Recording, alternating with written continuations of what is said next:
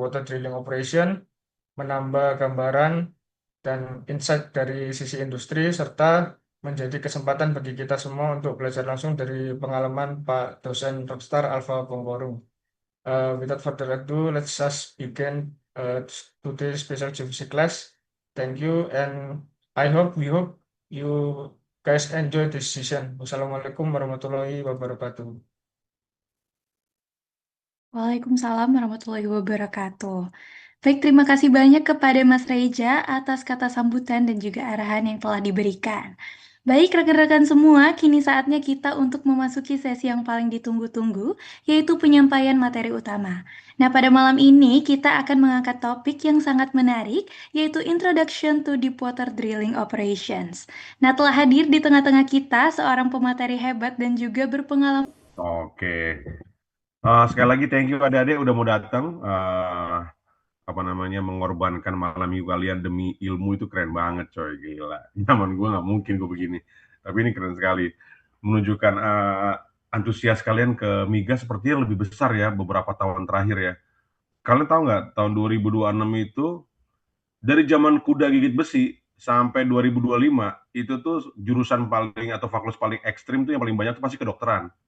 2026 tiba-tiba SNBT sama SNBT paling banyak tuh FTTM. Migas, gila ya. Berubah sekali ternyata. Mungkin karena udah makin banyak nih dokternya. Rumah sakitnya nggak ada, jadi pada nganggur juga dokter.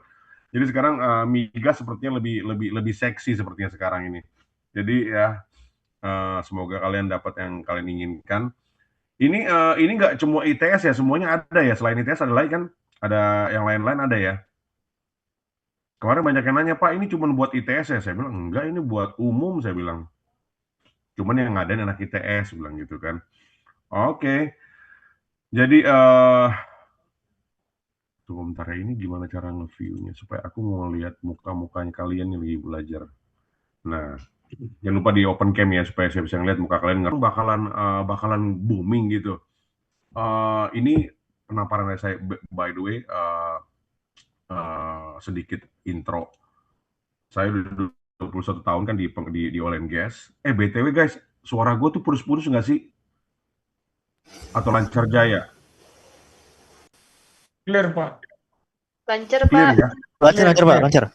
Lancar ya, aku takut soalnya di sini gambarnya patah-patah nih. Aduh, gue bilang kacau nih, internetnya mati nih. Lancar ya?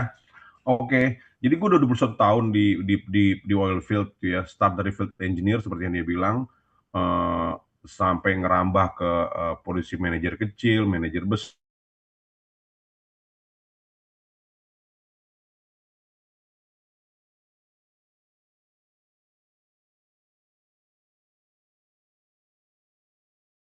Harusnya yang diterima oleh Halliburton pasti selalu dikirim ke Amerika, khususnya divisi gue ya, divisi lumpur Baroid. Beberapa divisi lain itu ada yang dikirimnya cuma ke Dubai atau ke Malaysia. Cuman untuk Baroid dikirimnya ke Amerika. Jadi kalau mau pilih ambil Baroid aja guys, keren. Promo. Nah terus jadi gue itu 6 tahun di Jakarta, di Indonesia lah, keliling-keliling Indonesia semua dari darat laut. Nggak di udara ya kan, nggak ada itu kalau darat laut udara namanya abri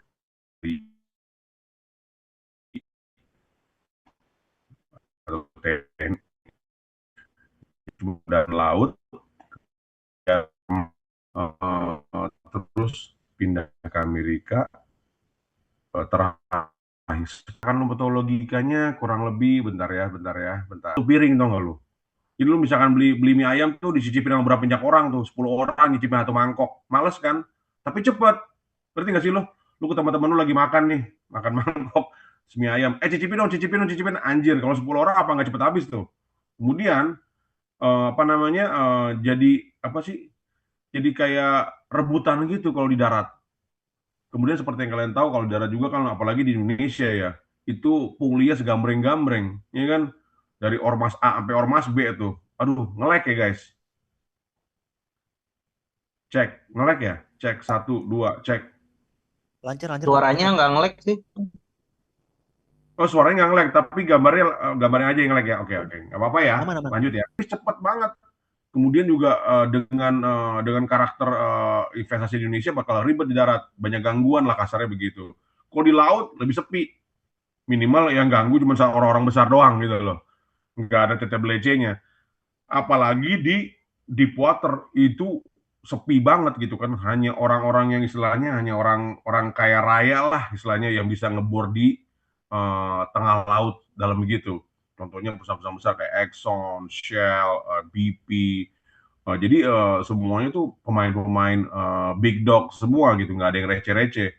Jadi banyak banget yang masih sisa, yang masih bisa lu apa namanya, yang masih bisa lu ambil tuh barangnya. Itulah kelebihannya kalau lu ngambil di deep water drilling.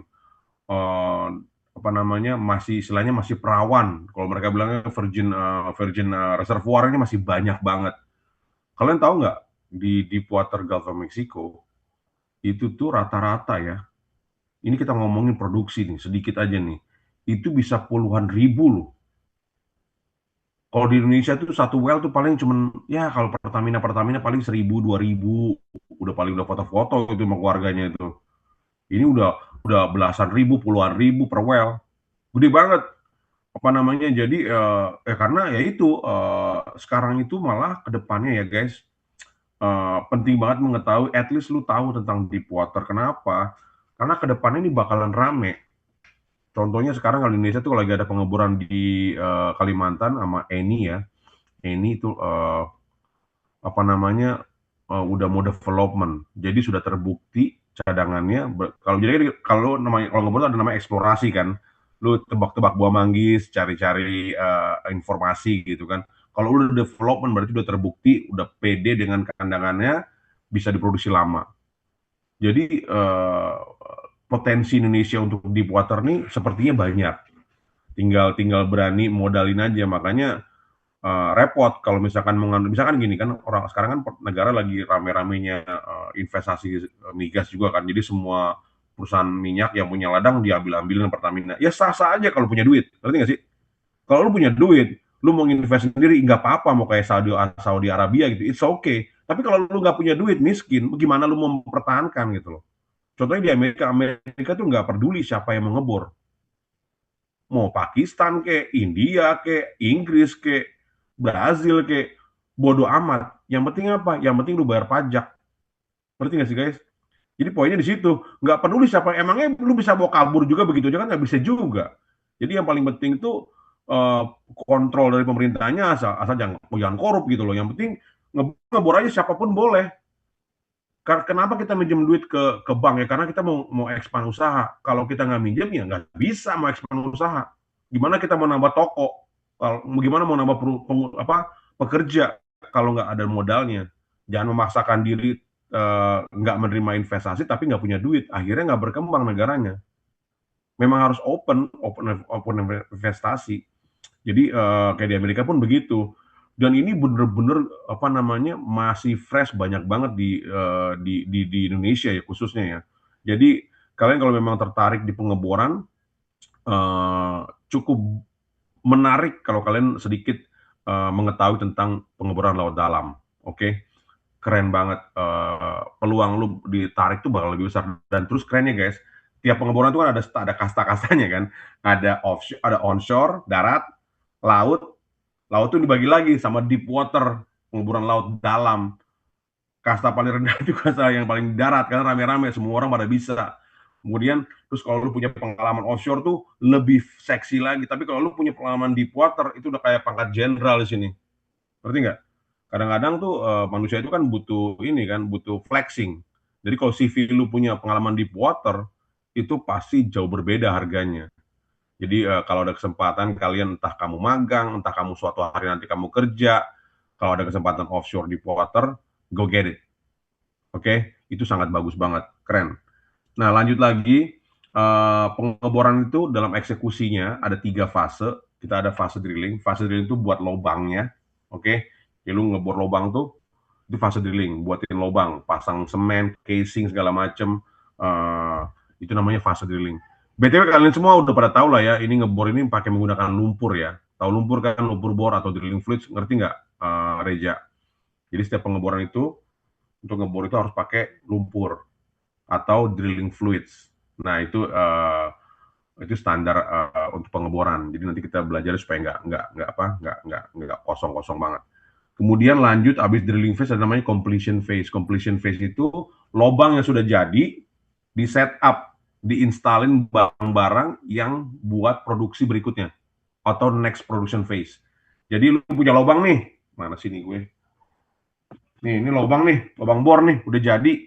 Tapi kan kosongan doang nih, no, kosongan doang kan, nggak berguna. Jadi mesti diinstal sesuatu nih, dia install packer, dia install tubing production, dia install gauges, dia install macam-macam, ESP, macam-macam lah. Intinya completion fluid itu lu bersihin lubang, prepare lubang lu, install alat-alat untuk persiapan production phase. Nah lanjut berikutnya ya production phase, lu produksi minyak dan gasnya. Kalau khususnya di tengah laut atau misalkan di laut dalam, mereka biasanya menggunakan namanya FPSO, itu kayak storage lah. Jadi kayak tanker gede banget. Kalau kalian mendengar pernah FPSO itu facility of apa ya sih? Facility Production Storage Offshore or something like that, FPSO.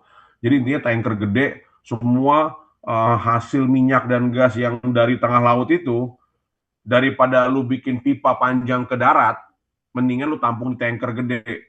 Itu FPSO. Nanti dari tanker gede itu ditransfer lagi ke tanker-tanker kecil. Ngerti nggak? Itu biasanya konsepnya gitu kalau di tengah laut. Kalau di Amerika Serikat untuk ya Gulf Mexico tempat gue kerja, karena udah padat merapak ya di laut dalamnya, mereka akhirnya pilih instalasi pipa. Makanya di Amerika Serikat untuk yang Gulf Mexico Deep Water kita nggak ada FPSO karena udah ada instalasinya lengkap pakai pipa. Jadi pipa udah diinstal semua tuh. Cost-nya awalnya gede memang. Jadi kalau memang belum punya development yang mature gitu ya lebih baik pakai FPSO gitu. Kalau enggak bangkrut lu nginstalin pipa segambreng-gambreng ke tengah laut gitu. Mana jauh banget lagi kan. Ya rata-rata kalau di Indonesia dan sekitarnya itu masih pakai FPSO. Kalau lapangan-lapangan mature yang udah confirm baru mereka install pipa. Intinya gitu sih. Intinya tuh kalau di pengeboran itu atau migas itu intinya aman, safety buat environment ataupun kepada masyarakat manusianya. Kemudian maksudnya perform tuh bisa nggak dilakuin?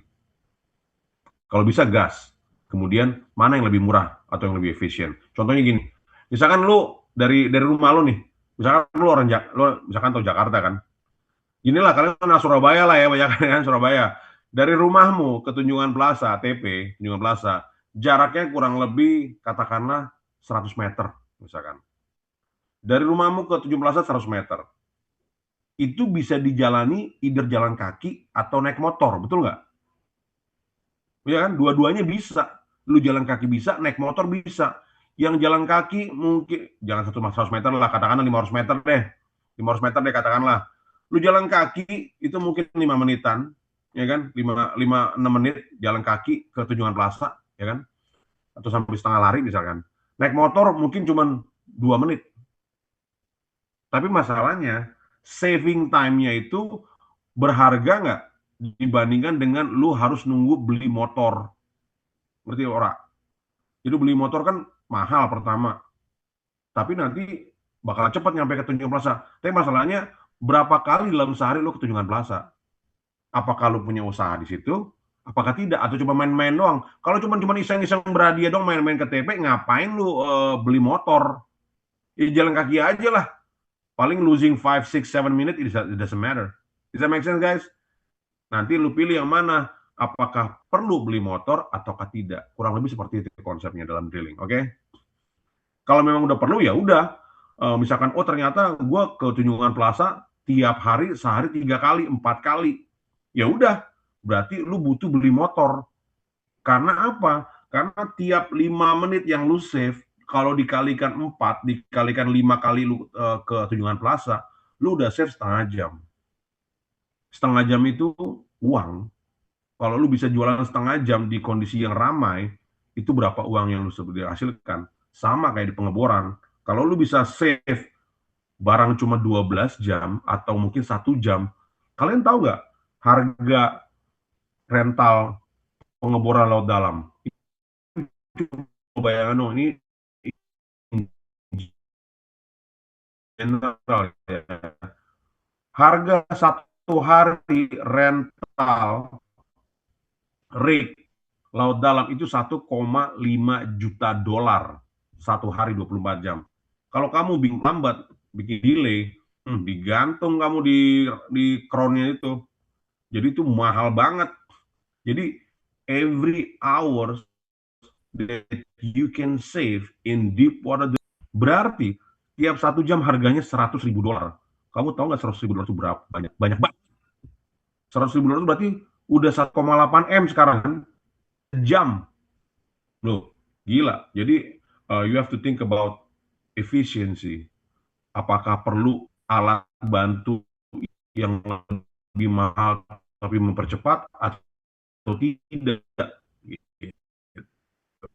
Oke.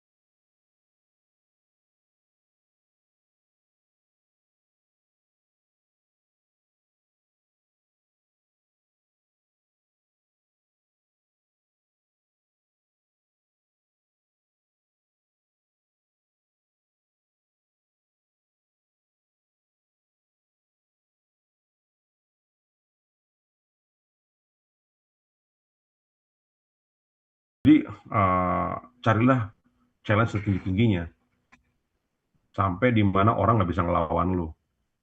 Gitu keren. Jadi makanya salah satu yang paling keren itu adalah deep water.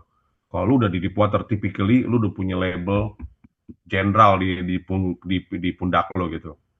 Ini cuma sebagai pancingan aja ya. Apakah udah pasti gitu ya? Enggak juga.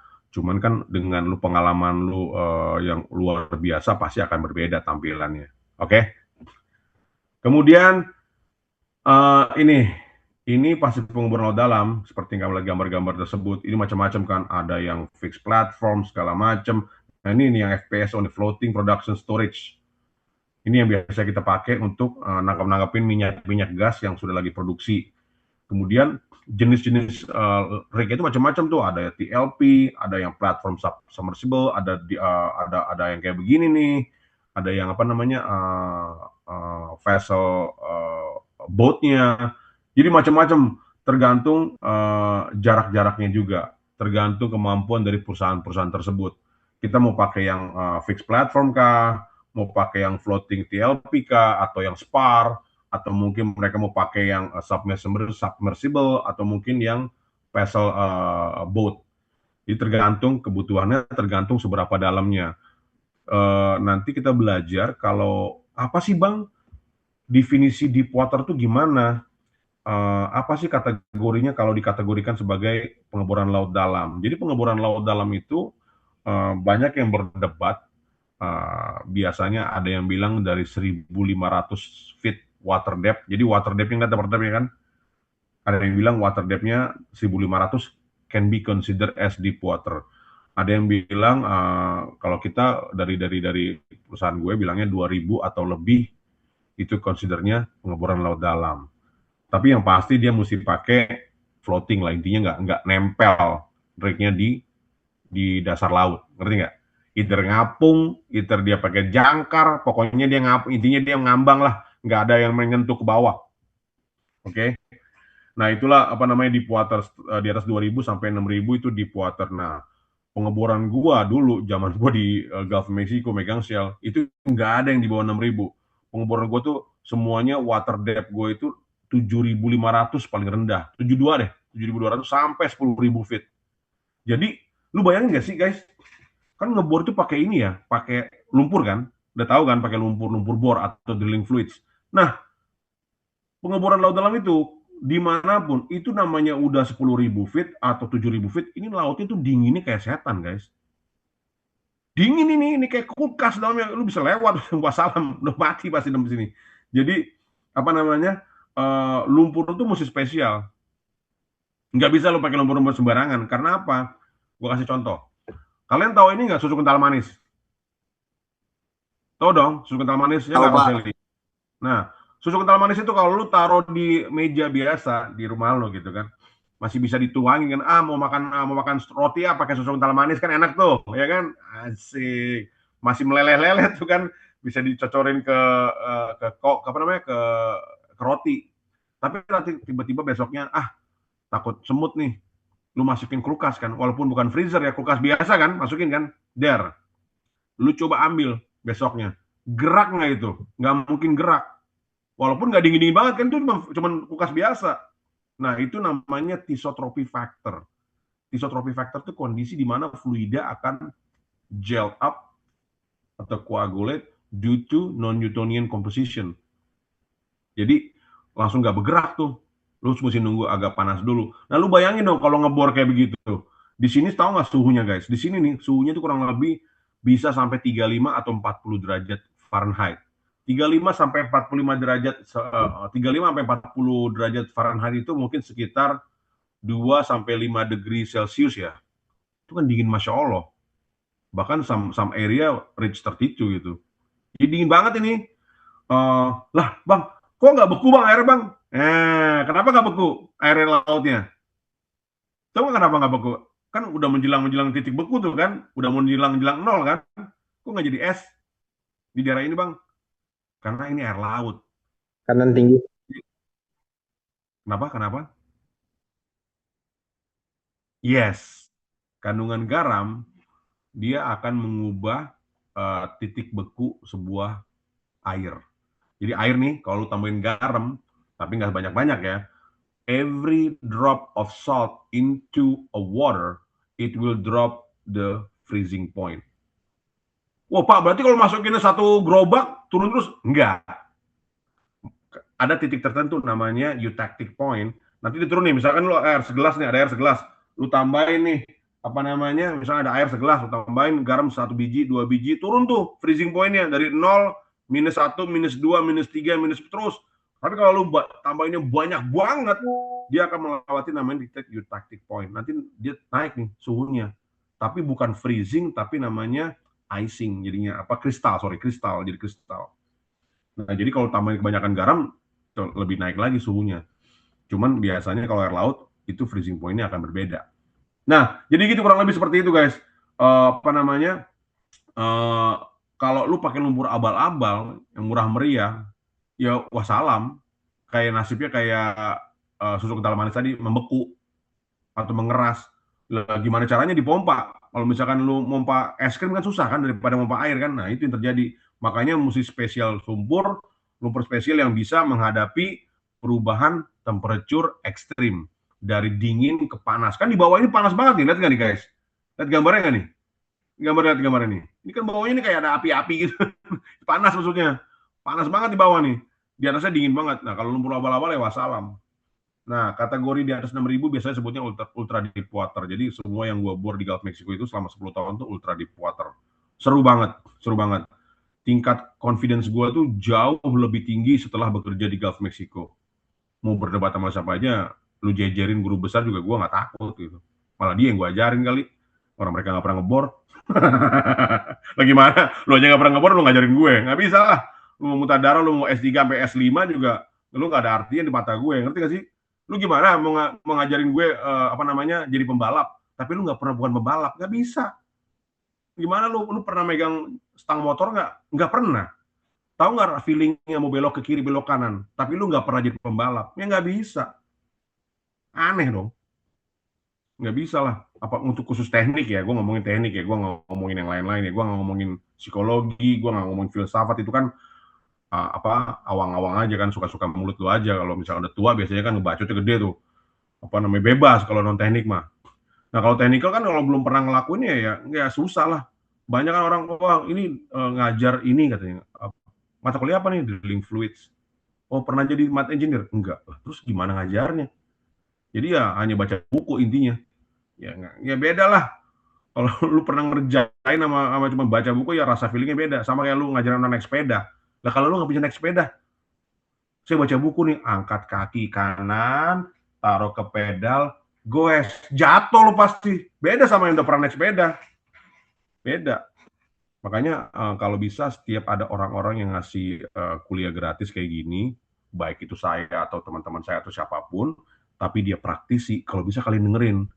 Sekena-kenanya lah, lu sambil main game kayak apa, pokoknya minimal lu denger aja apa kata dia tentang sesuatu yang berbau teknikal. Karena pasti berbeda cara pandangnya. Di buku itu jauh berbeda sama aslinya kan, kalian juga udah pasti tahu kan. Banyak hal-hal yang nggak bisa dijelaskan di buku. Oke, apalagi zaman sekarang loh guys. Zaman sekarang tuh udah mudah banget. Gue tuh banyak beberapa topik-topik yang kadang-kadang gue masih kurang begitu ngerti ya. Walaupun gue melakukannya, banyak orang. Nah, ini juga kelemahannya nih guys. Sekolah tanpa pengalaman kosong. Pengalaman tanpa sekolah kosong. Ngerti nggak maksudnya? Lu sekolah setinggi langit sampai S5, tetap goblok kalau nggak pernah nyobain. Tetap goblok, nggak akan ada lu logikanya. Ngomongin teknik ya, ngomongin teknik aplikasi ya. Tapi kalau lu melakukan langsung, tapi nggak sekolah, kurang lebih goblok juga. Jadi banyak teman-teman gue yang bukan anak-anak teknik gitu ya, kan di sini masih banyak, di Amerika masih banyak tuh, kayak lulusan-lulusan D3 atau lulusan apa namanya SMA, masih banyak tuh. Cuman dia dari zaman dulu lah kasarnya kerjanya gitu kan. Jadilah engineer gitu kan. Entah bagaimana bisa jadi engineer lah. Itu cara berpikirnya berbeda sekali sama orang-orang yang kuliah teknik. Jadi mereka misalnya gini nih, wah biasanya gue begini bro. Pernah dengar nggak kayak gitu guys? Biasanya gue begini. Biasanya, bisa contohnya nih, lu nanya seorang pembalap yang nggak sekolah. Ini contoh banget, ini pas banget nih. Yang nggak sekolah teknik, pembalap. Kenapa? Bro, lu kalau lagi tikungan, ini gue kasih analogi ya. Kalau mungkin kalian sedikit ngerti tentang fisika, pasti ngerti banget, gampang. Kenapa? Kenapa pas lagi lu mau belok, pada titik tertentu ya, instead of bukannya dilepas gasnya, tapi lu geber. Kalian tahu nggak itu? Kalian tahu nggak kalau di belokan tajam di titik tertentu, kalau lu melepas gas, itu malah cenderung lurus mobil lu. Kecuali lu pelanin banget ya, kalau lu sampai ngerem ya itu beda lagi. Tapi pada titik kecepatan tertentu, daripada lu ngerem lagi, malah atau melambatkan, malah nyusruk ke depan, tapi lu lebih baik lu gas. Tapi sambil belok setirnya. Kenapa? Ketika lu belokin setir, lu gas, itu ada namanya momentum. Ketarik ke kanan. Makanya selalu pembalap-balap suka gini nggak? Srit. Pas belok-belok suka lihat nggak? Kayak motor GP gitu. Di belokan-belokan suka ngebanting begini, suka lihat kalian?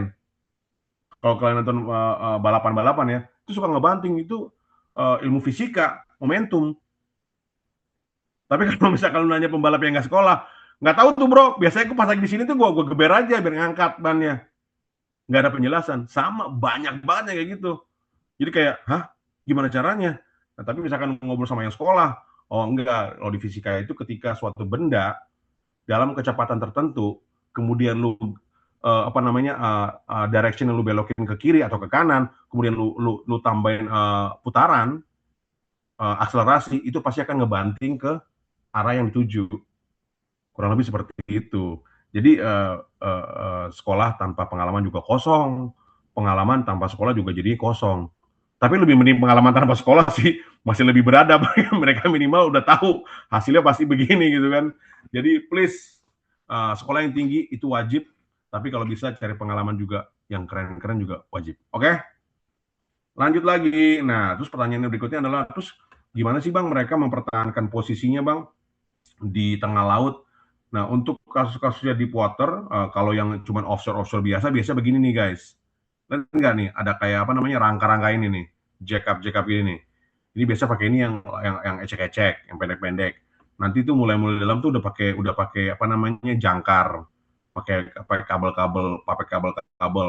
Nanti yang udah mulai rame, yang apa udah mulai dalam banget, itu biasanya semi sub, TLP atau spar. Ini contohnya ini semi sub, ini spar. Mereka tuh udah digantung, tapi mereka tuh biasanya udah ada ini guys, udah ada apa namanya propeller. Nih, ini namanya mooring, dynamic, ini namanya thruster and propeller. Yang lain pakai mooring atau anchor atau jangkar. Kadang-kadang di-combine. Tapi intinya bagaimana mereka mempertahankan posisi tengah laut supaya nggak goyang-goyang. Either mereka menggunakan anchor atau anchoring atau mooring sebutannya, atau mereka menggunakan dynamic thruster propeller. Dia ini kayak drone. Bayang nggak sih drone? Posisi drone tau kan? Dia bisa stay di satu tempat kan gara-gara dia propellernya apa namanya memposisikan dirinya standby. Kurang lebih seperti itu. Dia sistemnya kayak drone. Nah, ini contoh-contoh deep water drilling rig yang sering ada di dunia ini.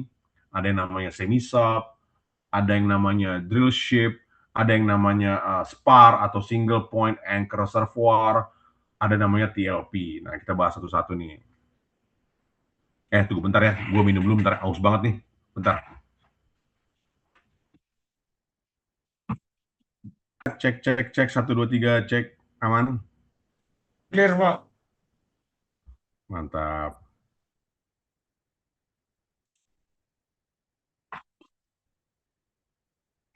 Oke, lanjut lagi. Nah, jadi sekarang kita bahas satu-satu. Nah, ini ada namanya rig yang namanya semi-sub. Semi-sub ini banyak tipe-tipe rig untuk deep water, tapi ini yang paling common ya. Ini namanya semi-submersible.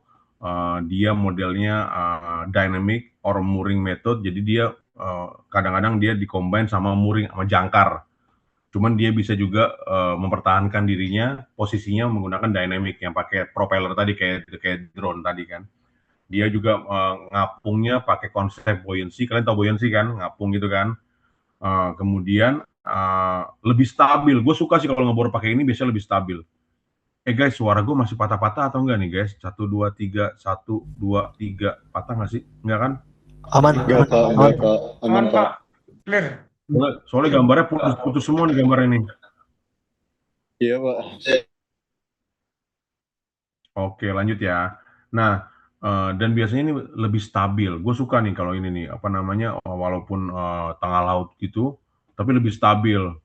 Cuman jeleknya itu dia itu lack of mobility, lambat. Karena geraknya kan segede-gede gaban gini, cuman pakai throttle. Jadi biasanya mereka kan pakai tugboat. Tahu tugboat nggak? Jadi ada kapal kecil, ditarik tuh, kayak di apa? Diderek dia modelnya pindah-pindah pakai diderek. Jadi lambat banget pindahnya tuh lambat banget.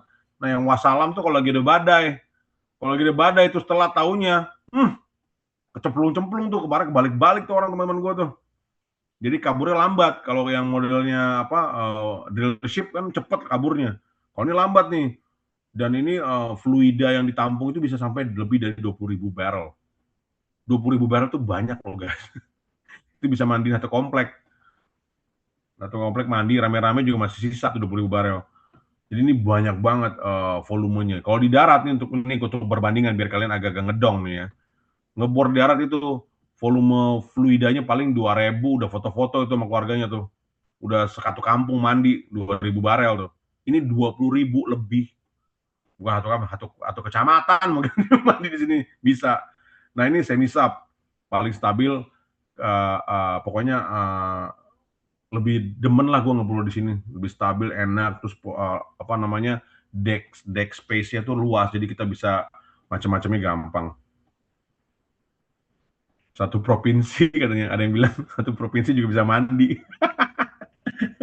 Enggak lah, nggak provinsi lah, 3/4 provinsi.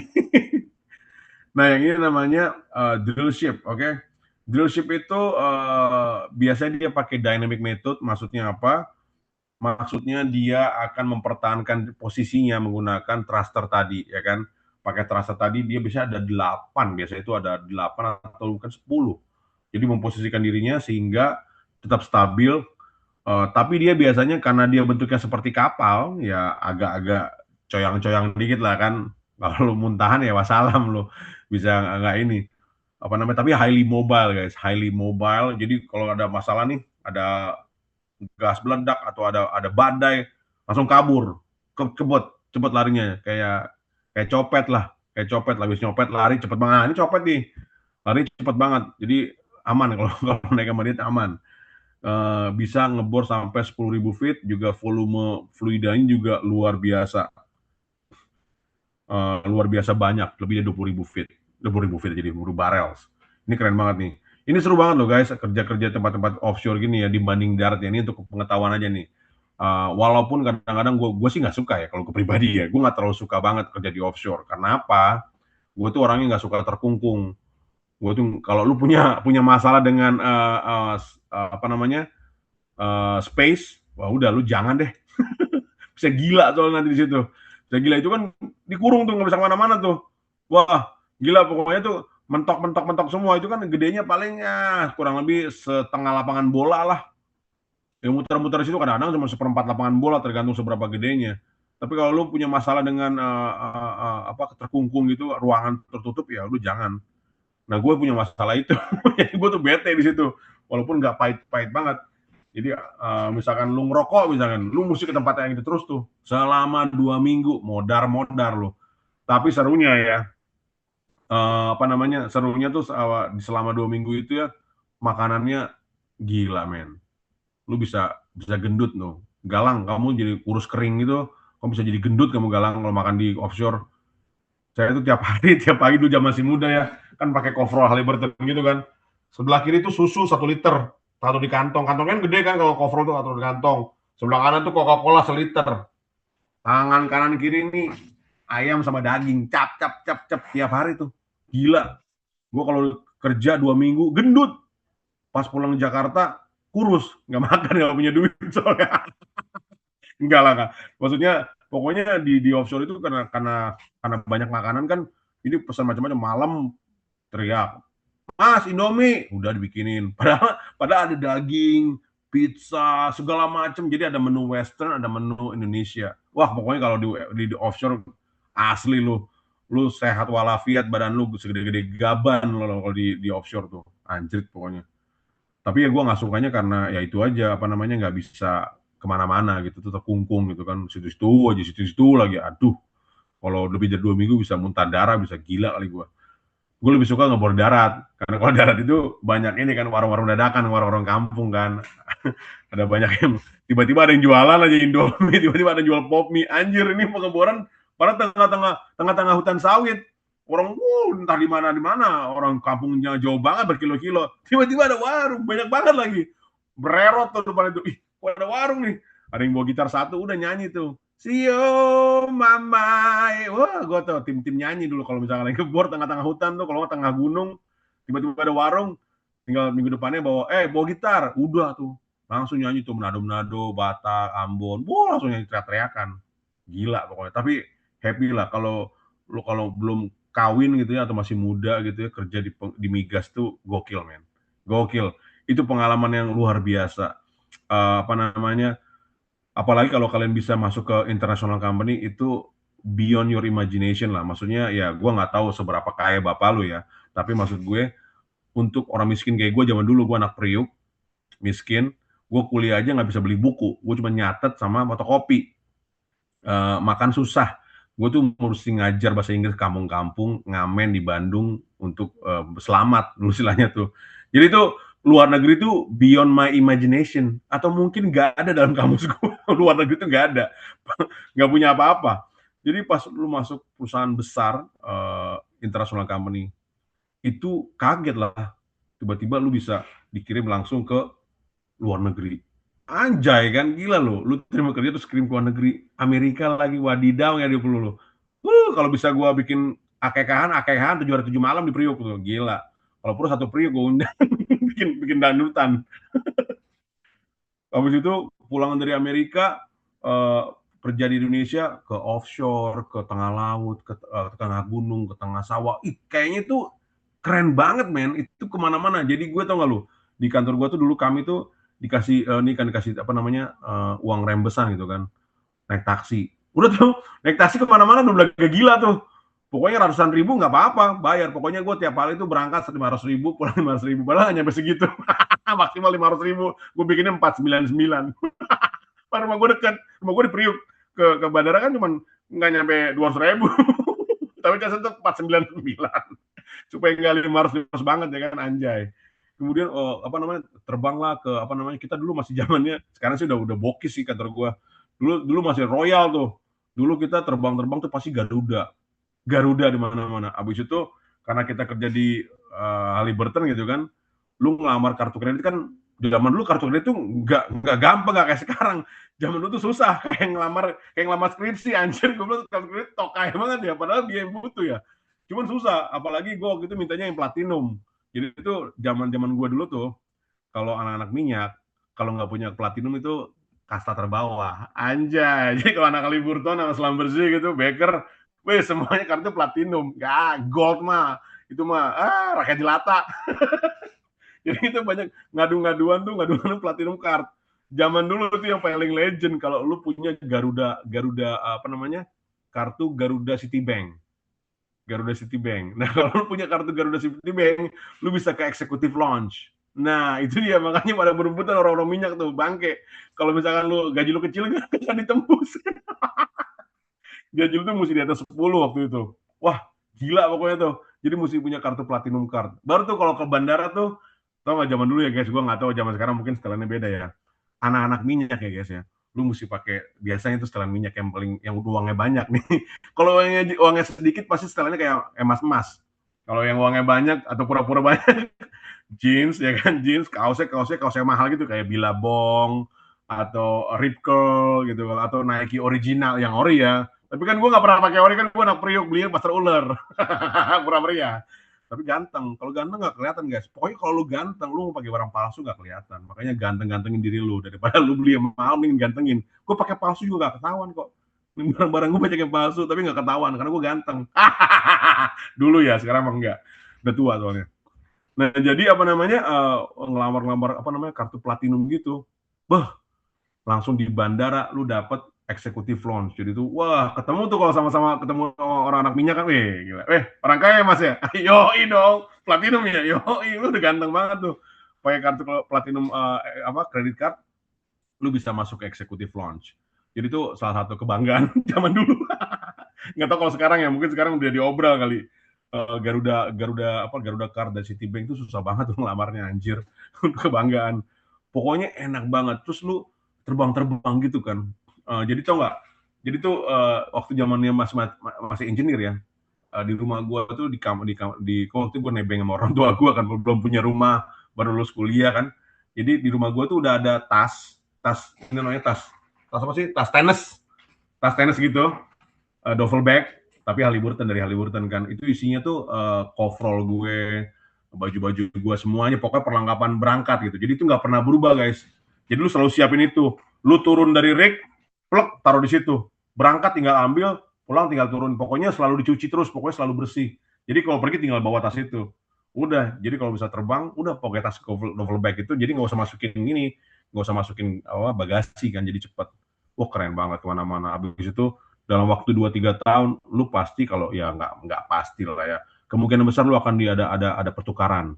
Dulu gue dapatnya ke Malaysia, terus ke India. Kan lumayan, gue juga orang susah, mau ke luar negeri juga jarang, tapi kan keren banget kan, lu masih pengalaman 2 tahun, lu dikirim ke luar negeri kerja gitu loh, ke India, ke Malaysia. Teman gue ada yang beruntung dapat ke UK, ada yang hoki lagi ke Middle East, ya macam-macam tergantung hokinya lu. Tapi seru banget, hidup lu bakal lebih berwarna kalau lu masuk perusahaan migas internasional ya. Kalau misalkan lu nggak dapet, ya udah nggak usah ngoyo, yang penting lu bisa makan gitu aja. Banyak yang nanya, bang kita masuk oil company apa service company? Banyak bacot lu orang miskin orang kaya lah. Kalau orang miskin dia banyak gaya, lamar aja dulu, mending terima lu. Kalau udah terima baru lu pilih. Sekarang itu ngelamar dulu, dapat kerja dulu, baru bacot. Lah gua aja dulu, zaman dulu aja ngelamar ke semuanya, stasiun TV juga lamar, segala macam gua lamar, yang penting gua bisa makan. Jadi kalau miskin dia banyak gaya, itu sistemnya. Kalau kaya, ganteng, bebas. Nah itu dia. Dulu gue miskin jadi nggak bisa macam-macam, ngelamar aja semuanya. Yang penting terima, latihan yang penting ya. Nah yang paling penting juga tuh naikin, banyak yang nanya juga tuh IPK gimana bang? Penting banget. Ini khusus untuk perusahaan besar ya. Perusahaan besar itu nggak peduli, bukan nggak peduli sih. Nanti setelah lu interview, baru dia nanya-nanya tentang skill lu. Pak, saya bisa nangkap ular pakai mulut. Anjay, keren banget. Pak, saya bisa mengendarai awan, menaklukkan naga. Wih, keren banget bro. Itu berlaku kalau lu udah di interview ataupun udah masuk kantor. Kalau lu belum masuk di tes, ya sama aja lu kalau goblok gak akan masuk. Jadi mendingan tinggi IPK lu, jurusan lu bagus, universitas terkenal. Makanya masa depan tuh dimulai bukan pas kuliah, tapi pas SMA. Kalau lu begajulan di SMA, dapatnya universitas abal-abal. Resikonya apa? Nggak dipanggil. Kenapa lu nangis? Ya resiko lu lah. Yang lain jungkir balik belajar, SNBT sama SNBP. Lu nya begajulan main gitar di pinggir jalan. Terus lu mau nyalain dunia gitu. Mau nyalain ketidakadilan dunia. Ya lu aja yang blow on. Kenapa nggak belajar? Emang lu pikir masuk ITS, masuk ITB itu lu ini apa namanya main gitar di pinggir jalan tiap malam? Kan enggak. Mereka kan jungkir balik ini untuk masuk. Betul nggak? Memang ya apakah ada privilege Pak masuk top 10 Jawa? Ya ada lah. Kalau enggak ya nggak mungkin mereka mau masuk. Apakah gua salah? Enggak kan? Emang lu pikir mereka masuk ITS, masuk ITB, masuk UI, masuk Unpad dengan santai-santai gitu? Ini terlepas dia nyogok apa tidak ya, gue nggak tahu juga kan. Terlepas dia anak jenderal kah, terlepas dia anak apa kan, gue nggak tahu kan. Tapi minimal effortnya pasti tinggi. Yaitu, lu pikir di Amerika enggak? Sama, di Amerika juga sama. Mereka datang ke kampus-kampus gede. Walaupun nanti ada yang kampus-kampus itu juga ada. Tapi di Amerika lawannya banyak. Jadi seakan-akan, oh di Amerika itu bebas. Nggak peduli universitasnya. Salah. Mereka tetap mengutamakan UT, ENM, dan gede-gede semua itu sama. Tapi karena posisinya banyak, diambilin juga yang ngecek-ngecek. Bahkan sampai kita begging ke universitas-universitas yang ngecek-ngecek juga diambil aja. Karena kebanyakan posisinya gitu. Lowongannya banyak. Yang lulus gak ada yang mau kerja. Kan kacau. Itu bedanya. Kalau makanya selalu bilang, terlepas lu percaya atau tidak percaya, nama besar itu ngaruh guys. Sekarang gue tanya sama lu nih. Ini gue agak divert sedikit ya. Gue kadang-kadang suka berapi-api ngomongin mentality anak zaman sekarang. Sekarang ini gue sekalian nasihat sedikit lah. Sekarang gue tanya sama lu. Ya kalau kalian udah terjebak di tempat yang berbeda ya itu urusan kalian lah ya. Berjuang lebih keras saja. Tapi ini gue kasih analogi nih. Sekarang gue tanya si Galang. Galang, gue kasih lu 2 pilihan. Gue ada sepatu Nike. Gue ada sepatu Nike satu nih. Sepatu Nike. Satu lagi, ini sepatu Wadidau mereknya. Mereknya Wadidau. Harganya sama. Harganya sama-sama 2 juta rupiah. Ini mereknya Wadidau, ini Nike. Kita nggak tahu nih siapa yang lebih kuat. Mungkin si Wadidau ini akan lebih kuat daripada si Nike. Tapi gue nggak tahu nih. Tapi gue harus bayar 2 juta rupiah. Dengan ketidaktahuan gue, siapa yang bakal lebih kuat. Mungkin tampilan lebih keren, ini biasa aja, tapi kita nggak tahu. Tapi intinya gue maunya yang kuat, awet, dan bisa dipakai kerja. Bayarnya 2 juta. Yang satu mereknya Nike, yang satu mereknya Wadidau. Nah, lu kira-kira dengan harga sama, lu pilih yang mana? Dengan sama-sama ketidaktahuan bahwa lu akan mendapatkan yang terbaik kualitasnya.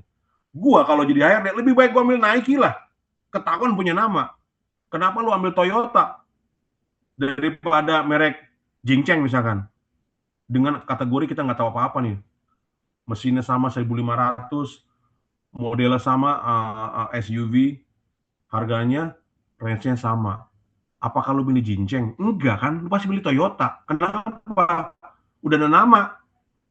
Sama konsepnya. Jadi kalau lu nangis, wah itu nggak adil ya. Itu resiko lu kenapa nggak belajar waktu SMA? Kenapa lu main apa namanya main gitar pinggir jalan gitu? Main gitar di studio kayak gue bikin lagu. Nah itu beda. Intermezzo ya. Jadi tetap semangat. Next, apa lagi nih? Oh, leadership. Nah, berikutnya adalah TLP. TLP ini adalah Tension Lag Platform. Ini typically kalau udah jadi development, baru masukin kayak gini-ginian nih. Ini sedikit lebih kecil, dia pakai mooring atau jangkar. Kemudian dia floating juga berdasarkan buoyancy konsep. Lebih stabil udah pasti. Kalau udah pakai jangkar pasti lebih stabil. Biasanya ini permanent platform. Biasanya kalau udah ini biasanya dari hidup sampai mati nih. Oke. ini bisa sampai goodbye lapangannya nih, nggak pernah stop. Sama kayak yang ini juga sama nih. Ini spar, single point anchor reservoir, sama juga pakai jangkar atau mooring, floating, lebih stabil, permanent platform. Typically dua-dua ini fluidnya sedikit, tapi ini dipakai dari ngebor, drilling, completion, dan production ini sampai habis nih. Bahkan banyak rig-rig begini di abandon di tengah laut karena dismantle-nya mahal banget. Jadi mereka kadang-kadang bikin status palsu anjay, kayak aku cinta tapi tidak cinta atau pura-pura cinta.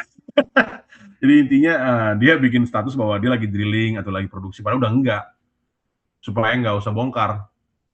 Jadi kacau juga. Ini sampai habis nih biasanya nih. Nah, terus kalau ngebor itu guys, di tengah laut itu agak-agak unik. Jadi lu pernah nggak sih kalau lu tuh main keran kan, selang keran itu kan lu nyalain kan. Daripada lu nyedok tanah pakai sendok gitu ya. Lebih baik lu kan semprotin selang, lebih seru. Pernah nggak? Lu semprotin selang, lu jepit gitu, lu squeeze, kan ada jetnya tuh. Kan bisa bolongin tanah kan. Daripada capek-capek lu ngebor pakai lu gali pakai sendok, mendingan pakai jet aja dulu. Nah, sama nih di laut juga begitu. Jadi pengeboran pertama tuh dia ngebornya pakai air laut sendiri guys, dipompain lewat pipa tengah ke bawah, tumpah-tumpah di dasar laut. Ditumpahin di dasar laut aja nih, pakai air laut ngebornya. Kebayang nggak sih? Dipompa nih, tengah-tengah lewat pipa, disembur gitu loh, kayak disembur loh. Ngerti kan? Kebayang? Disembur gitu. Nah, tumpahannya lari ke dasar laut. Nah, kadang-kadang mereka nggak puas. Wah, biar murah, kita lanjut aja. Cuma masalahnya kan tekanan bumi udah banyak nih guys. Udah ada tekanan bumi nih yang hijau-hijau nih. Apa coklat nih. Udah ada tekanan bumi. Jadi nggak bisa mereka pakai air laut. Akhirnya mereka mengkombinasikan air laut sama lumpur berat dari water based mud. Nah, dia namanya mix on the fly. Jadi dia mix lumpur berat sama air. Sama kayak susu kental manis tambah air. Kamu tahu kan fluida punya berat kan? Ada densitas kan? Atau namanya apa sih kalau bahasa Indonesianya apa ya? Apa itu? Oh, massa jenis. Densitas massa jenis. Air kan itu 1 SG atau 8,345 pound per gallon. Susu kental manis itu mungkin sekitar let's say 10 pound per gallon atau mungkin 1,1 atau whatever lah. Kalau di-combine kan jadi dapatnya tengah-tengah. Ngerti? Kebayang nggak, Galang? Kalau di-combine kan dapatnya tengah-tengah kan. Nah, itulah angka itu yang dipakai buat ngebor yang di sini nih namanya riserless water basement drilling. Nah, di-combine pakai apa? Air sama lumpur beratnya pakai ini nih, mix on the fly. Jadi kalau ngebor laut itu startnya namanya riserless. Riserless itu nih, riser itu ini nih casing temporary nih. Ini temporary ini buat connect ke lantai laut. Baru ngebor lanjut. Nah, startnya pakai riserless without this, and after that with this. So riserless and riser drilling untuk pengeboran. Nah, lanjutnya adalah beberapa alat-alat unik di pengeboran itu ada namanya riser connect atau flex joint. Ini nih kayak kalau di mobil tuh showbreaker, suspensi. Nah, jadi kalau misalkan lu bayangin di tengah laut tuh goyang-goyang, wah, kalau nggak ada beginian, mampus, bisa mental-mental orang. Sama kayak di mobil kan, kalau nggak ada shockbreaker atau suspensi kan mental-mental. Ini fungsinya nih, riser connect sama flex joint bisa sampai 10 sampai 50 feet. Oke, namanya riser connect ini biasa tiap offshore pasti punya. Ini namanya lower marine riser package. Ini kalau misalkan kalian tahu namanya BOP, satu paket semua nih. Blowout preventer ini yang mencegah meledak. Yang supaya nggak meledak tuh ini nih, LMRP namanya. Kalau di darat cuma BOP doang, kalau ini satu paket nih, BOP, salah satu pokoknya TBC-nya pokoknya namanya LMRP. Gue juga nggak tahu detailnya, pokoknya ini paket dari BOP besar. Lu tau nggak seberapa gede guys? Lu lihat nggak orang di sini? Kan ke orang sini kecil nih. Ini orang ini alatnya segede-gede gaban tuh. Lu bayangin tuh, itu kalau misalkan bocor, nah biasanya kita kalau lagi ngebor nih kita berdoa nih, bocor. Jadi supaya ulang lagi, angkat lagi. Dia lu bayangin segede-gede gaban ini kalau bocor nyarinya gimana? Anjir. Pakai ilmu gaib lu udah ketemu lu. Jadi misalkan masuk ke dalam nih, connect di dalam dasar laut 7.000 feet, tuh bayangin 7.000 feet. Ngeliatnya pakai apaan? Pakai tuyul, kan nggak mungkin. Jadi kalau misalkan bocor, cabut, angkat lagi, itu seharian lagi tuh. Seharian party, ya kan, ngerokok-rokok dulu, santai-santai, rock and roll, Masuk lagi, tes lagi, bocor lagi, berdoa tuh kita berdoa terus tuh. Sepanjang jam berdoa, bocor, bocor, mampus, tarik lagi. Terus tuh, bisa kadang-kadang 2 minggu tuh bocor-bocor terus, sampai nunggu spare part. Jadi kadang-kadang tuh rotasi kerja lu kan biasanya kalau di offshore, kalau di pengeboran itu, kalau kerja di service company gitu rata-rata 2 minggu on, 2 minggu off, kadang-kadang lebih ya. Cuman majority 2 minggu on, 2 minggu off. Ya itu kita berdoa aja bocor kayak. Kadang-kadang lumayan save 3 hari, lumayan save 2 hari. Ya berdoanya banyakan bocor. Supaya kita nggak kerja. Gue pernah tuh 2 minggu ngapa-ngapain, nunggu spare part. Jadi statusnya di Rick tuh wait on spare part. Anjay, begajulan, pulang, udah selesai. Pas balik lagi masih wait on spare part, kurang ajar. Temen gue juga lolos, suwe. Akhirnya kena gue lagi juga. Aduh, nasib. Itu namanya uang gabut namanya. Itu namanya mah gabut, makan gaji buta. Tiba-tiba udah pulang lagi. Sering tuh kayak gitu, kalau nggak wait on weather gitu. Wait on weather. Aduh, seru deh pokoknya guys. Lu mesti coba deh. Keren banget deh pokoknya. Nah, gimana Bang cara tahu dia bakal bocor apa kagak? Tahu dari mana? Ini ada namanya remote operating vehicle. Ini kayak drone bawah laut lah gitu kan. Submarine lah bawah laut. Nah, ini ada operatornya nih guys. Ini orang paling gabut di dunia nih guys. Uangnya gede lagi. Mereka tuh dibayar $1.000 sehari. Anjay, ngapa-ngapain, kupret. Cuman main-main ini doang nih. Main remote control, kanan kiri, muter-muter kanan kiri, salto kiri, udah kayak main Mario Bros. Nah, kerja alat ini muter-muterin mata ininya tuh di bawah yang gue bilang ini nih. Ini sini, lihat nggak nih? Nah, ini nih, lihat nggak guys? Gambar ini lihat nggak? Yang bawahnya nih LMRP-nya nih. Lihat kan? Kelihatan kan? Nah, itu si ROV itu muter-muter sini tuh, muter-muter gabut gitulah. Muter-muter kadang salto, kadang-kadang jalan jongkok, kadang-kadang koprol, tergantung seniornya sih. Pokoknya muter-muter sini sampai ada bubble gitu, dia dilihat, ada bubble nih, kayaknya bocor. Nanti dia berusaha benerin. Dia di sini nih ada tangan gitu kayak obeng gitu, tangannya kayak obeng. Bisa buat kencengin, tapi ya nggak berguna lah. Ini istilah kayak Optimus Prime tapi useless. Optimus Prime itu nggak bisa berantem, nggak ada tembakan, nggak ada laser, pokoknya katrok lah. Cuma punya mata doang, muter-muter doang. Ajak berantem pasti kalah. Lu pasti menang lah berantem lawan ROV ini. Nggak sehebat Optimus Prime, nggak sehebat Bumblebee pokoknya. Nah, ini dia yang muter-muter ngecekin apakah bocor, apakah enggak, ada flow apa tidak. Tapi kerennya juga di sini dia dalam ini ada kayak semacam kayak tampungan dari botol, isinya itu bisa diisi glycol. Kalau kamu tahu glycol itu sebuah cairan yang bisa digunakan untuk menginjeksi beberapa pipa supaya nggak nge-es, dia pakai glycol. Nah gitu. Nah inilah si ROV ini untuk membantu pekerjaan kita di tengah laut gitu. Nah jadi kalau bisa ada kesempatan lu ambil di offshore experience, keren banget. Yang pasti status lu akan lebih tinggi karena jarang yang ada kesempatan mendapatkan ke offshore. Lu lihat aja banyak orang-orang yang terjebak di darat sampai mati, misalnya kasarnya gitu, sampai pensiun pun di darat terus. Jadi kalau ada kesempatan di offshore, ya cari. Nah pertanyaannya, Bang saya bisa kerja di offshore nggak? Ya nggak tahu lah gue. Lu hanya bisa kerja di offshore kalau lu kerja di perusahaan yang ada ladang di offshore. Logikanya nyambung nggak? Lu nggak bisa milih, Bang, bisa nggak saya kerja di offshore? Mana gue tahu lu kerja di mana. Kalau lu kerja di Bank Mandiri ya nggak bisa lah. Kalau lu kerjanya di Bank BCA ya nggak bisa juga. Kalau kerja di stasiun TV juga nggak bisa. Ya tergantung kerja di mana. Kalau lu kerja di Pertamina Rokan misalkan, Pertamina Hulu Rokan, sampai tua pensiun juga lu nggak akan kena offshore. Karena beda kerjaannya. Ladangnya juga cuma di darat kan. Nah, lu mesti kerja ke perusahaan-perusahaan yang ladangnya di laut, misalkan Eni atau Total dulu, atau Medco Natuna gitu kan, atau Pertamina yang di laut gitu, atau BP Tangguh itu pasti di laut.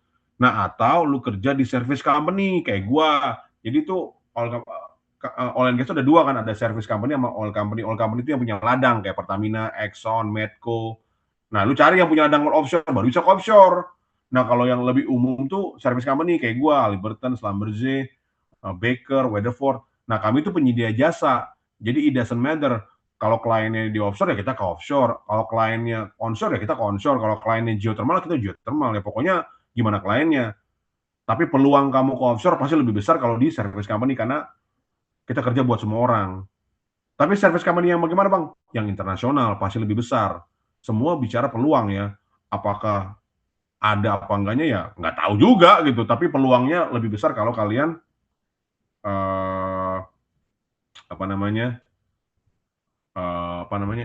peluangnya lebih besar kalau kalian di international company. Jadi tetaplah berjuang, jangan pernah menyerah karena mimpi bisa jadi nyata. Gua nggak tahu seberapa stabilnya financial keluarga lu, tapi kalau mau berjuang lu pasti bisa karena kalian perintis bukan pewaris. Jos. Jangan lupa cek lagu Pak Dosen on Spotify, oke? Bikin gua tenar, jadi gua jadi enak ngajarnya karena gua butuh duit kan. dari lagu guys. Tolong guys. Stella guys lah. Jangan bikin malu lah. Just kidding. Tapi gue memang senang bikin lagu. Ya puas aja gitu kan kalau bikin lagu tuh kalau didengar orang tuh senang. Jadi kalau nggak ada keberatan lagi gabut lagi bikin skripsi itu ya dengerin lagu gue ya, mantap lagunya, sumpah. Maksa. Check it out on Spotify. Sekali lagi buat adik-adik ada yang di luar UTS pasti banyak kan. Minggu depan gue kosong, Sabtu depan kosong, Sabtu depannya kosong. Lagi kosong nih karena gue sempat jeda ngajar sebulan gara-gara gue kemarin ke Indonesia, jalan-jalan biasa, gabut, promote lagu. Kemudian kalau ada yang mau kuliah, Sabtu depan gue kosong, pokoknya Sabtu depan gue masih kosong, kalau mau silakan. Kemarin tuh anak ITB kontak gue itu belum ada kabarnya, terus anak UGM juga kemarin kontak gue belum ada kabarnya.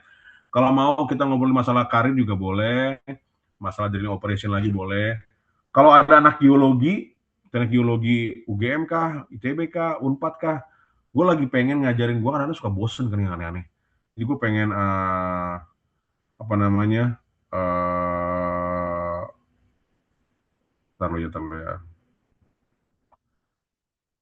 gue pengen wireline logging ke anak-anak geologi itu, either UGM, ITB, Unpad atau UI, siapa yang mau pengen belajar formation evaluation kayaknya bagus. Kemudian untuk anak-anak minyak ya, khusus minyak ya, either ITB, UPN, atau Trisakti, gue lagi pengen ngajar low circulation, kayaknya bagus juga tuh buat kalian tuh, kalau mau. Kalau yang non migas, maksudnya teknik tapi non migas, mungkin karir kali ya bagus ya. Jadi Sabtu depan gue kosong, kalau mau silakan aja. Nanti gue bikin konten, komen di konten gue ya, biar rame. Gue pengen jadi ini selebgram, biar keren ya nggak? Selebgram tapi edukator, kasih kuliah gratis ya nggak? Duit gue banyak, tenang aja, gue nggak akan minta duit, gratis semua dari gue. Duit gue udah berlimpah-limpah nih, anjir berlimpah-limpah. Anak Priuk yang makannya susah, tapi sekarang duitnya berlimpah. Lu bayangin tuh di Priuk tuh susah banget hidupnya lo, tapi sekarang duit gue banyak, keren kan? Makanya kerja di minyak. Kalau mau jadi orang kaya, kalau mau jadi orang beradab, lu mesti banyak duit. Nah, salah satu yang paling cepat adalah migas. Dan satu yang paling cepat adalah masuk service company internasional. Lu tahu nggak gaji anak-anak bocil sekarang, guys? Tebak-tebakan deh, anak bocil tuh baru lulus kemarin tuh kan lu? Lu lihat IG gue kan ada anak bocil tuh konten tuh gue tuh 8 orang tuh. Lihat kan di IG gue ada kan tuh bocil-bocil tuh yang baru diterima. Itu gajinya kalau udah normal tuh 20 loh minimum. Anjay nggak lo? Anak bau kencur umur 23 gaji 20 apa nggak rock and roll? Mungkin udah segede gaji bapak kalian. Itu belum lembur ya. Kalau biasanya tuh anak-anak bocil gitu dipaksa lembur kan, dijebak semuanya tuh. Nggak ada yang boleh pulang, mampus. Biasanya pasti lebih dari 2 minggu, nggak mungkin 2 minggu. Pasti 3 minggu. Gaji udah kayak apaan tahu. Mereka tuh biasanya tuh kalau ketemu tuh sebar-sebar duit gitu kayak di film-film drakor Cina tau lo. Udah kayak CEO gitu kayaknya. Oke guys, semoga ilmunya berguna. Semoga kalian dapat ilmu sedikit walaupun receh ilmunya. Gue tahu nggak terlalu keren, tapi ya semoga menambahlah sedikit lah pengetahuan gitu kan tentang suatu migas. Silakan juga kalau mau request kuliah Sabtu depan kosong. Mau karir kah, mau tentang low circulation buat anak-anak migas, atau mau tentang formation evaluation, wireline logging untuk anak geologi, atau apapun lah kita ngobrol aja. Nanti lu bantu komennya di konten gue ya biar rame. Nanti baru DM-an kalau udah deal. gratis, gue nggak butuh duit, yang penting sarannya cuma jam satu, lu mesti semua yang ikut wajib follow IG gue, itu aja. Karena gue mau jadi ini selebgram, biar kenal, biar lagu-lagu gue laku. Itu doang. Oke? BTW guys, kalau kalian mau belajar lagi tentang migas, kayak misalkan gue tuh ada for pressure, fracture pressure, drilling operation, basic, formation evaluation, stock pipe, low circulation, dan semua tentang basic drilling itu ada di YouTube gue ya. Coba cek YouTube Alpha Pongkorung. Kalian tapi tahu YouTube Alpha Pongkorung, kalian cari aja. Ada semua kuliah-kuliah gue rekam. Dan itu bagus banget. Kalau lu nggak mau subscribe juga nggak apa-apa. I don't care. I don't need your money. I don't need your subscribing. Pokoknya lu belajar. Intinya gue maunya lu baca, lu tonton video gue. Lu nggak mau subscribe, I don't care. Yang penting lu baca. Khususnya kalau kalian tertarik dengan dunia migas. Karena itu menurut gue itu bagus banget rekamannya. Ada di YouTube gue. Please, tonton. Gue nggak minta lu subscribe. Gak usah subscribe. Please, jangan subscribe kalau gitu. Tonton aja. Karena yang untung bukan gue, lu. Dan juga itu bukan monetize juga, nggak monetize juga. Lu subscribe sama subscribe juga nggak ada value buat gue. Jadi lu baca, lu tonton videonya karena itu bagus banget kalau kalian tertarik dengan dunia oil and gas. Itu gue breakdown se-baby mungkin lah. You will understand. Gue jamin. Lu tahu slogan kelas gue, monyet aja bisa gue jadiin astronot, gajah aja bisa terbang. Jadi tenang aja, aman, pasti ngerti. Oke? Jangan lupa kalau lagi gabut-gabut, masukinlah lagu-lagu gue ke playlist kalian. Is It Love, ya nggak? Galang, awas lu yang masukin ke itu ya, playlist lu ya. Awas lu ya. Is It Love, Siapa? lagi itu. Persiapan Waris, anjay. Aman. Oke guys. Semoga berguna ya. Terima kasih atas waktunya. Jangan lupa Makasih, bantu gue share terus ya. Cek YouTube gue, keren tuh kuliahnya. Sama Spotify gue yang pasti. Terima kasih adik-adik. Ada pertanyaan kah? Oke, baik. Terima kasih Pak Alfa. Terima kasih, Pak. Sama-sama. Terima kasih, Pak. Baik, terima kasih penyampaiannya Pak atas insight dan ilmu yang tadi sudah diberikan mengenai deepwater drilling operations. Nah, sekarang kita masuk ke sesi Q&A atau sesi tanya jawab. Bagi peserta yang ingin bertanya langsung boleh menekan tombol raise hand di Zoom atau juga boleh menuliskan pertanyaan di kolom chat. Nanti akan saya bantu bacakan untuk dijawab oleh Pak Alfa. Boleh terlebih dahulu kepada Mas Arka? Boleh open mic? Baik, malam Pak Alfa. Yes. Izin makan, saya Arka, maba sebenarnya. Saya maba metalurgi di UI, dan saya Oke. penasaran aja, untuk jurusan saya, metalurgi di material, itu gimana, kayak apa ya, presence-nya di industri migas tuh ada nggak ya, yang jurusan-jurusan seperti aku? Banyak Sih. banget. Waduh, sebenarnya ini harusnya di blok apa namanya, harusnya dibatasi untuk topik ya, karena ini bakal kemana-mana pertanyaannya, ini bakal jadi karir nih. Jadi pertanyaan karir, tapi nggak apa-apa, sekali aja ya. Habis ini pertanyaannya harus dua topik ya, kalau nggak nanti melebar kemana-mana, ini nggak selesai nanti. Tapi intinya biar gue jawab satu kali aja, satu kali semua nih buat semua yang nanya tentang karir. Halliburton, Schlumberger, Baker segala macam, service company internasional itu menerima S1 ya, bukan D4 sebagai engineer. Apakah di perusahaan lain menerima D4 sebagai S1? Saya nggak tahu, itu urusan mereka. Tapi untuk perusahaan besar, S1, D4 beda. Jadi untuk jalur engineer, field engineer, itu startnya dari S1. Nah, jurusan yang diterima untuk Halliburton, mereka terimanya STEM. STEM itu teknik semua engineering, dengar nggak? Semua engineering. Jadi gue nggak mau nanya, Pak, jurusan teknik ini boleh nggak? Kamu budak atau gimana? Sebenarnya kan semua engineering boleh nge-apply. Bukan berarti kamu diterima ya, boleh nge-apply. Ataupun yang berbau STEM, misalkan kayak teknik kimia atau fisika, pokoknya STEM itulah bisa diterima untuk tes. Understand? We will accept your CV. Tapi apakah kamu akan dipanggil? Nggak tahu. Oke? Karena apa? Contohnya gini.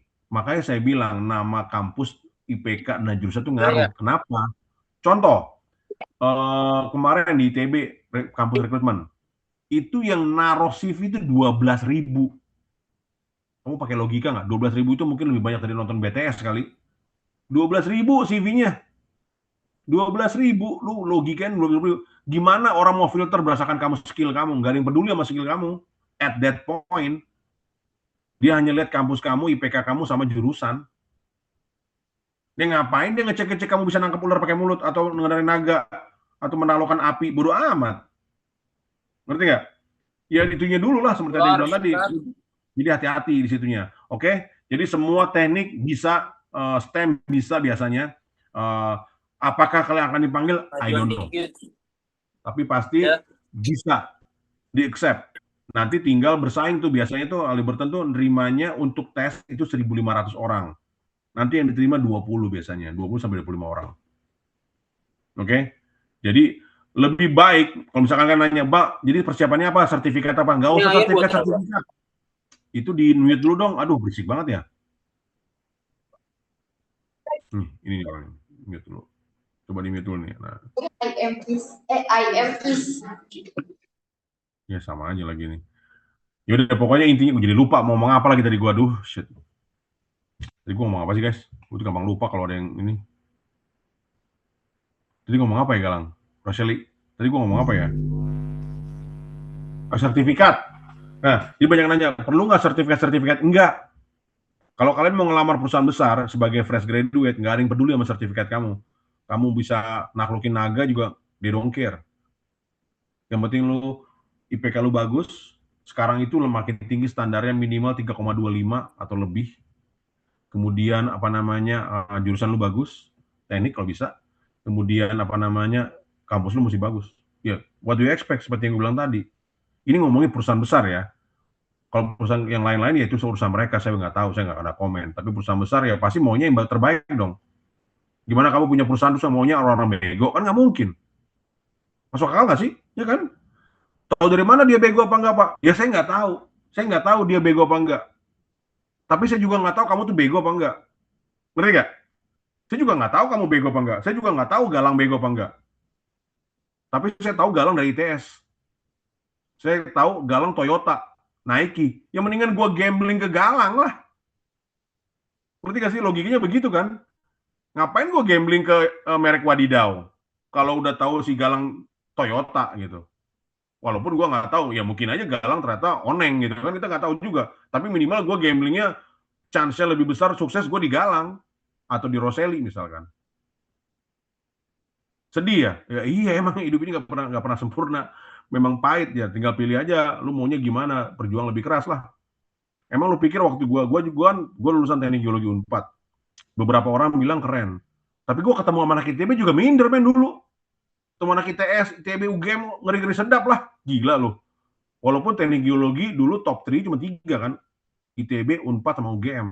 Tapi tetap aja deg-degan kalau ketemu mereka. Dan gue sadar itu. Istilahnya gue Suzuki, mereka tuh Honda sama Toyota gitu loh. Ngerti gak sih? Kebayang gak sih lo? Waktu zaman itu ya. Keren tapi nggak keren-keren dibanding mereka, nggak ada apa-apanya gue. Dan gue sadar itu. Kalau lu nggak sadar, lu udah gagal. Kalau lu nggak sadar bahwa lu tuh kalah sama dia dan harus memperbaiki diri, di saat itu juga lu gagal. Ketika lu tahu bahwa, wah anjir, gue kayaknya bakal kalah nih. Dari segi nama misalkan, dari segi apapun lah. Lu sadar, wah gue bakal kalah. Dan lu think how to solve this problem, then you can be a winner. Ketika kamu nggak realize kamu tuh kalah, atau kamu tuh nggak ada apa-apanya dibanding dia, dan lu nggak percaya, lu udah kalah di situ. Karena lu tuh gak ada apa-apanya. Bahkan anak ITB pun sekarang itu mesti hati-hati. Banyak yang nganggur, guys. Ini kemarin nih, yang diterima di Halliburton, anak ITB-nya 8 bulan nganggur. Teknik material tuh. ITB, mampus gak lu? ITB tuh, lu bayangin. Lu ngarapin apa? Sakit ya? Sakit lah. Lah, anak ITB-nya nganggur 8 bulan, terus lu ngarapin apa gitu? Lu nganggur seminggu? Nggak mungkin. Nah pertanyaannya gimana caranya supaya lu bisa lebih dari anak-anak itu. Waktu gue juga gitu. Gue juga sadar diri. Ya udah kalau gitu, either gue ngambil S2, tapi nggak mungkin karena miskin. Atau gue ngelamar kerja aja. Karena punya kerjaan selalu lebih baik daripada nggak punya kerjaan. Lu jadi OB selalu lebih bangga daripada nganggur. kecuali lu orang kaya. Pokoknya nggak berlaku buat orang kaya. Orang-orang kaya mah bebas, seperti gue bilang. Kalau lu miskin yang punya kaya, gue tuh ngelamar ke semua stasiun TV, semua perusahaan konstruksi, semua perusahaan yang buka di Kompas dulu tuh, Kompas koran tuh gue datengin. Karena goal gue adalah gue dapat kerja. Karena nggak dapat kerja, gue nggak makan. Bapak ibu gue nggak makan. That's it. Gue nggak bisa biayain adik-adik gue. As simple as that. Gue ngelamar, walaupun gue teknik geologi bisa kemana-mana, tapi ya gue kemana-mana aja. Gue sukanya minyak waktu itu, gue pengennya memang minyak. Tapi gue ngelamar semua tambang abal-abal juga gue lamar semuanya, pokoknya dapat duit. Karena kan setelah lu masuk kerja, lu kan belajar banyak tuh. Lu mau jadi perusahaan abal-abal pun, lu pasti akan belajar disiplin. Masuk jam 8, pulang jam 5 misalkan. Lu belajar email, belajar ngobrol sama dongos, belajar ngobrol sama bos besar, belajar ngobrol sama orang setara, belajar ngobrol sama semua jenis manusia. Itu kan belajar. Banyak loh. Walaupun cuma 2 bulan, 3 bulan. Makanya lu diterima langsung lamar. Kayak gue dulu, sebelum masuk Halliburton, karena gue ngelamar sembarangan segala macam, gue diterima di Pertambang. Gue juga gagal banyak banget. Schlumberger gagal, Freeport gagal, Medco gagal. Oh banyak lah gagalnya. Terakhir gue diterima tuh, kalau kalian pernah dengar tuh Harita Group tambang. Gue terima di Harita gitu. Tapi gue belum tanda tangan. Habis itu diterima di Pertamina. Akhirnya gue ambil Pertamina. Tapi gue belum puas karena gue tau, kok orang-orang ini Halliburton ini kayaknya keren banget ya. Waktu itu waktu kerja baru 3 bulan tuh kerja tuh. Kok ini orang Halliburton keren banget sih, baju-baju keren, terus kayaknya jamnya mahal, sepatunya mahal, anjing. Kok waktu gue jelek ya? Gue tanya-tanya gajinya, wih, gajinya badidau nih. Udah langsung gue ngelamar. Ngerti gak sih? Yang penting lu dapat kerja dulu, guys. Baru lu ngelamar gitu. Atau lu S2. Pokoknya tingkatkan value lu dengan yang lain-lain gitu. Misalkan lu nggak dapat Halliburton ya nggak usah maksa juga. Lu try later on, tapi lu ambil dulu yang kecil-kecil dulu. Kalau misalkan nggak bisa ya lokal. Banyak kok teman-teman gue dari perusahaan lokal yang imut-imut gitu, terus tiba-tiba beberapa tahun kemudian Halliburton lagi butuh dipanggil loh. Jadi it can do like that. Jangan menyerah, tapi lu harus sadar diri dulu. Jangan merasa semua kampus sama aja. No, nggak ada itu bohong. Kalau lu denger influencer, semua kampus sama aja, yang penting skill, ngomong kosong. Emang lu pikir masuk filter pertamanya ya, kecuali perusahaan kecil ya, itu terserah ya. Pokoknya kalau langsung interview ya udah, itu mah urusan lain lah, itu mah untung-untungan lah. Tapi perusahaan besar semuanya written test. Ada matematika, fisika, psikotes, bahasa Inggris, group discussion, presentasi bahasa Inggris. Lu 5 ini gagal, ya udah wassalam. Nggak akan pernah ada interview buat kalian. Udah musnah semua harapan, musnah harapanku. Udah menangis bombay. Makanya yang pinter, masa iya perusahaan besar mengambil orang bego, kan nggak mungkin gitu loh. Jadi sadar diri, gimana evaluasi supaya lu lebih pintar daripada orang lain gitu. Oke, berikutnya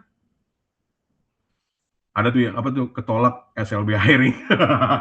Semangat, tenang aja, gue juga ditolak sama SLB waktu itu, tapi gue end up-nya di Halliburton. Jadi tenang aja, santai kayak di pantai.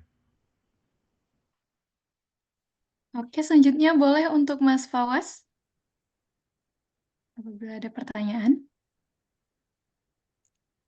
Oke, baik. Oke, Sebelumnya Pak Alfa, perkenalkan nama saya Fawaz. Fawaz, bentar ya, bentar. One minute. Ada yang nanya Fatan Altaf. Fatan ini kalau untuk titik bor itu biasanya sama orang-orang geologis dan geofisis. Intinya orang-orang subsurface atau tim eksplorasi menentukan titik drillingnya, oke? Kalau kita bagian orang eksekusi, pengeboran drillingnya, titik bor langsung kita bikin bornya. Kita gali, tukang galinya lah kita. Yang nentuin tuh orang-orang geologis dan geofisis subsurface, oke? Next, Fawaz. Oh ya Pak, sebelumnya saya Fawaz dari Teknik Geofisika ITS. Saya izin bertanya Pak terkait pada saat kita first time drilling itu kan ada bit size yang kita kan gunakan bit size yang paling besar kan ukurannya. Nah lalu pada saat masuk ke beberapa section itu kan kadang ada yang size-nya itu makin kecil. Jadi pada saat kalau digambarkan kan makin lama kayak bentuk piramid gitu ya Pak ya, piramid kebalik ya, yang semakin lama semakin mengecil gitu Pak. Nah itu kenapa itu kan berarti ibaratnya kalau misal selesai menggunakan bit size yang besar, otomatis kita take ke atas, lalu kita ganti dengan bit size yang lebih kecil kan Pak berarti? Betul. Nah, itu apakah di semua drilling tuh seperti itu atau tergantung dari kliennya bagaimana gitu, Pak? Soalnya kan itu Ya, ibaratnya bisa menjadi NPT kan, Pak? Kayak memang gitu, harus Pak. begitu. Semua pengeboran normalnya begitu. Nanti ada special case namanya open river, tapi nanti aja lah ngobrolinnya panjang nanti. Tapi intinya normal drilling itu semuanya dari besar, sedang, kecil. Karena dia satu-satunya solusi cuma itu doang. Karena kan, tapi ini gini, kalau ada option, lu ngebor dari atas sampai bawah satu casing, pasti dilakuin itu. Tapi nggak mungkin. Kenapa? Karena formasi itu karena beda-beda. Ini makin gede, makin gede, makin gede. Jadi akhirnya di sini dulu stop, nanti ngebor berikutnya stop, nanti berikutnya lagi. Jadi kalau ngebor itu, karena makin ke dalam makin keras tekanan buminya, tapi di saat yang bersamaan lubang atasnya itu kan makin lemah juga. Makanya harus stop dulu di sini, titik terdalamnya sini.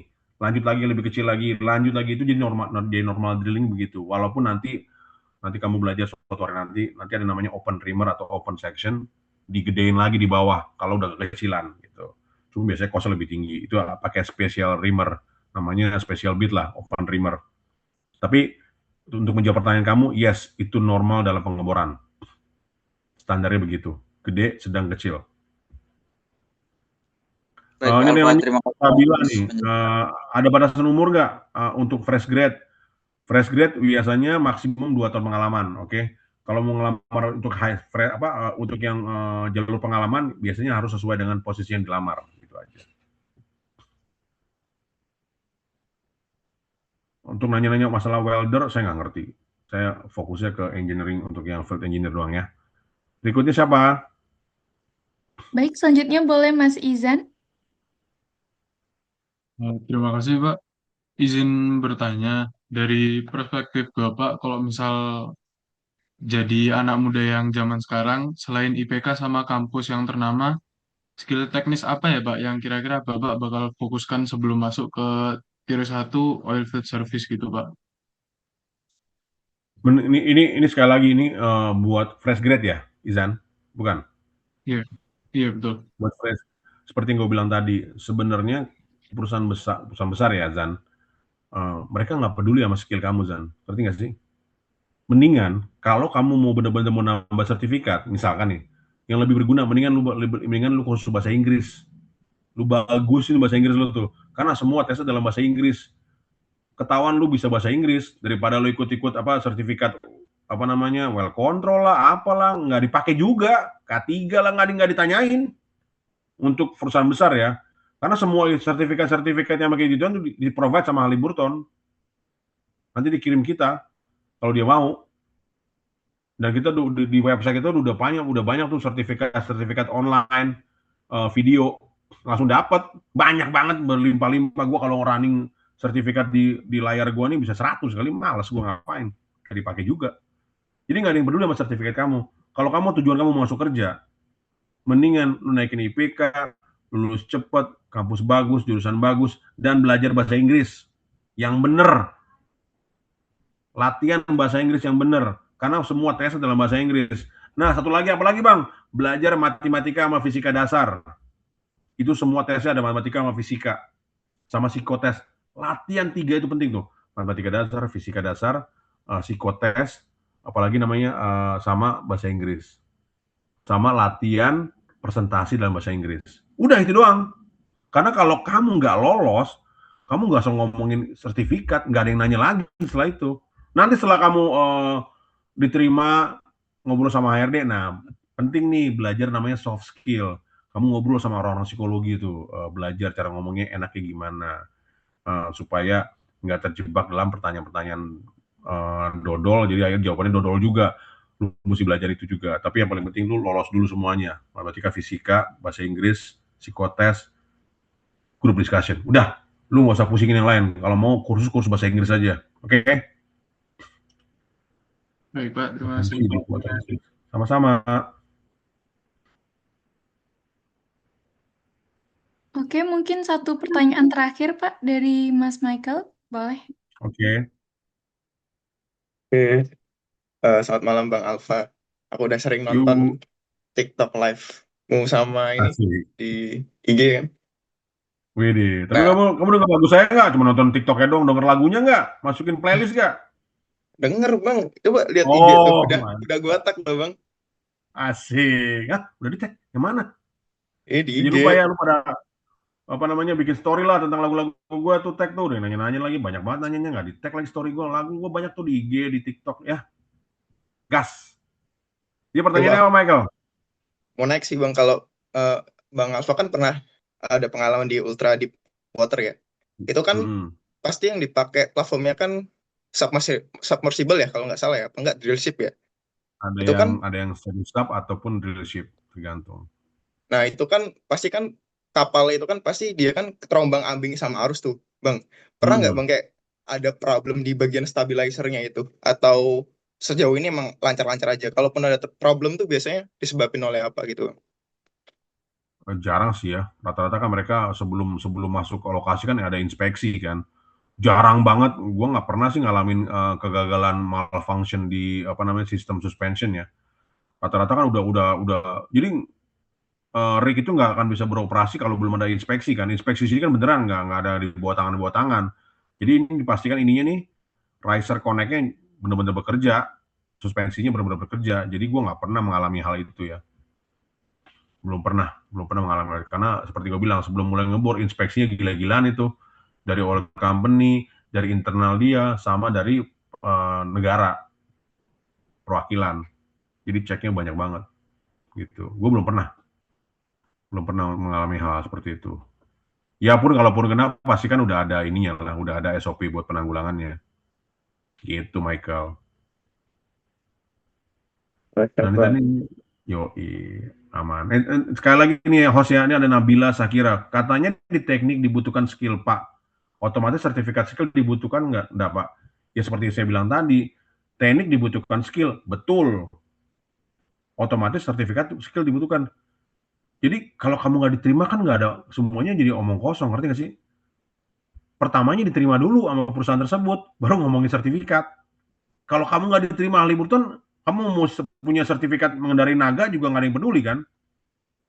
Makanya mendingan kamu fokus IPK tinggi, kemudian kamu apa namanya belajar bahasa Inggris, belajar matematika fisika, belajar psikotes, baru tembus sama interview gitu, belajar interview. Baru nanti sama Haliburton dikasih sertifikatnya. Kamu gak usah pusing, sertifikat itu kan mahal, ngapain kamu bayar sendiri, rugi lah. Gua aja nggak pernah ikut kegiatan apa-apa, nggak pernah ikut macam-macam, cuma lolos aja udah IPK. Udah gitu aja. Oke, Nabila. Udah nggak ada lewat orangnya tuh. Oke, Ya baik. silakan, Mas. Ya, karena keterbatasan waktu ya Pak ya, jadi sesi Ya, Q&A kita cukupkan sampai di sini. Jadi terima kasih banyak kepada para peserta yang sudah aktif bertanya dan juga terima kasih kepada Pak Alfa yang sudah menjawab dengan sangat detail. Nah, selanjutnya sebagai bentuk apresiasi dari kami dan juga ucapan terima kasih yang sebesar-besarnya, kami dari Panitia SGC 2026 hendak menyerahkan sertifikat penghargaan secara simbolis kepada Bapak. Kepada operator mungkin boleh di-share sertifikatnya. Dalam 3, 2, 1.